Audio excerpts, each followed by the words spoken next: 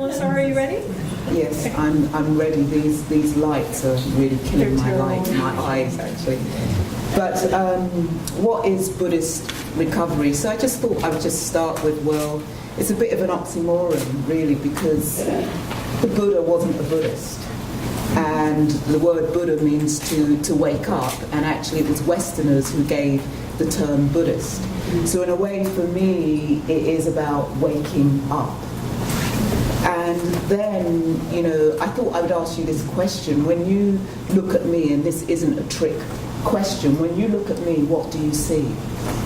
I'm asking anybody, when you look at me, what do you see? Don't censor, what do you see? Elegance. Black woman. Black woman. Elegance. Anything else? Earrings. So in a way, these are labels, aren't they? And in a way, before I stepped onto the Buddhist path, I was very much involved with the women's movement. And Pat Parker, an African-American writer, one of the things that she said was, first you remember I'm black, and second you forget I'm black. And I never knew then, when I was reading that was pointing me to Buddhist recovery. Because then if you go back and you read Dogen says to study the Buddha way is to study the self. And to study the self is to let go of the self. And to let go of the self is to be illuminated by a myriad of things. And then if you go back to the Buddha, one of the things that the Buddha said was, these labels that identify me as a man, as a human, as a god, as an asura, these labels have been destroyed by me.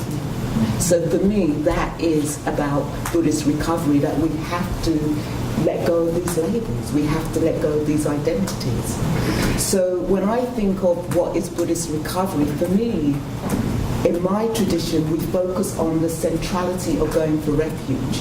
So in lay people's words, it's placing positive values at the center of your life. And that for me has been critical for my recovery, because when I came along to meditation rooms, at the center of my life was my black identity. And most probably for you, it was those of you who are white in the room, your white identity, but you wouldn't name it as that. But that would be at the center of your life. And for me, it was my sexuality. And so for those of you who are heterosexual, that most probably would have been at the center of your life. And then it was my politics, and then champagne, cocaine, and nice shoes, my anorectic. And my whole life was shaped around those things at the center of my life. And today, that looks different. Many of those things are pushed to the edge of my mandala. And what is at the center of my life, those positive values, is the Buddha, not the human being, but the aspiration of waking up to the truth, are the teachings, the Dharma, that point to the truth, and the spiritual community. So for me, I really think that has to be core to Buddhist recovery, because we know, those of you who have addictions in these rooms, when you was in your hell realm of addictions, what was at the center of your lives? It's a question. What was at the center of your lives? Pain, crack. Yeah. And when those things are at the center of our lives, it shapes what we do. So, and I don't want to call them negative values, they're just limited. They're limited refuges, because, of course, these things served a purpose. They did. But they're limited. And in the end, it stunts us, and it doesn't help us to grow. And it's interesting because, for me, that's where it's at, this centrality of going for refuge, because ethics, I was somebody who really went to refuge to ethics because I needed those ethics.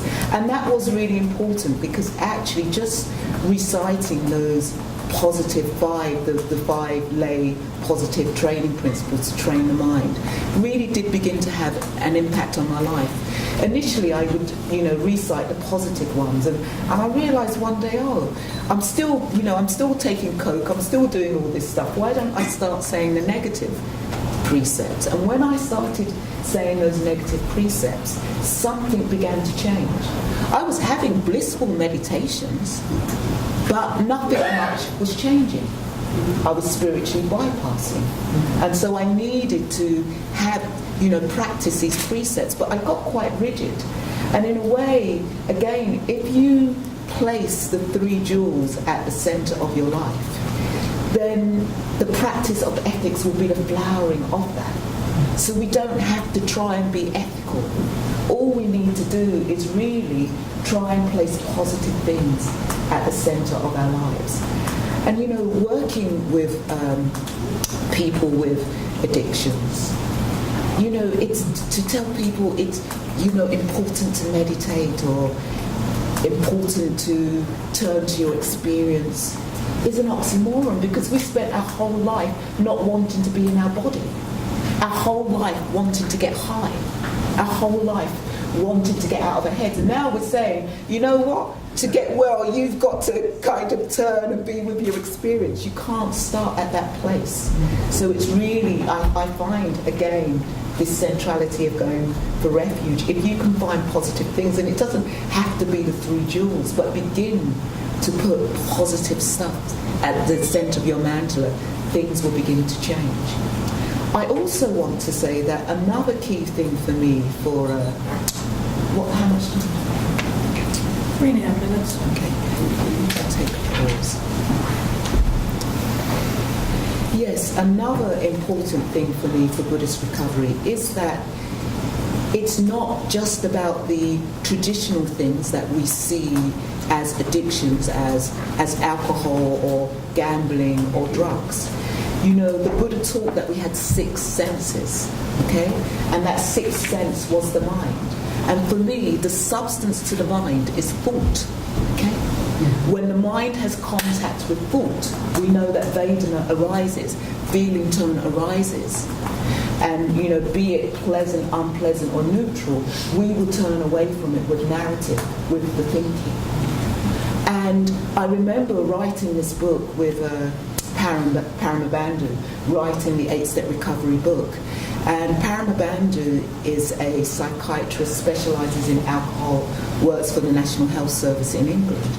And when I spoke about stinking thinking being an addiction, he just said to me, there's no way. He said, I'm just going to be the laughing stock, in my profession. And I looked him in the eye and I said, Paramabandhu, stinking thinking is the cause of sexual abuse, domestic violence, road rage, people taking their own lives. I'm somebody, the first time I tried to take my life when I was aged 11, okay? And I took it several more times before the age of 21. It's a matter of life and death. And we know that actually, often when we let go of the drugs or the sex or the alcohol or the gambling, that's what we're left with, the stinking thinking. Many people turn to the addictive behaviours because they want to turn away from those depressive mental states. So for me, Buddhist recovery includes that, because the Buddha taught us to investigate the self, to go into that journey, to investigate, to turn towards our experience with kindness, with compassion, and with breath. I'll end with this. It's my view, and it might change, because there is no view. But I think that the Buddha was just teaching us to breathe again. If you go back to the Anapanasati, the practice that they say the Buddha was doing, or the prince was doing before he became Buddha, it's all about breathing through experience. So if go like this, all of you, just go like this, really, really, really, really, really, really, really, really, really tight. And I bet you're not breathing. And that's what we do when we get tense. We hold on, we stop breathing, and we have to learn to breathe again and to be kind. Thank you. Wow, you had 1 second left. Man.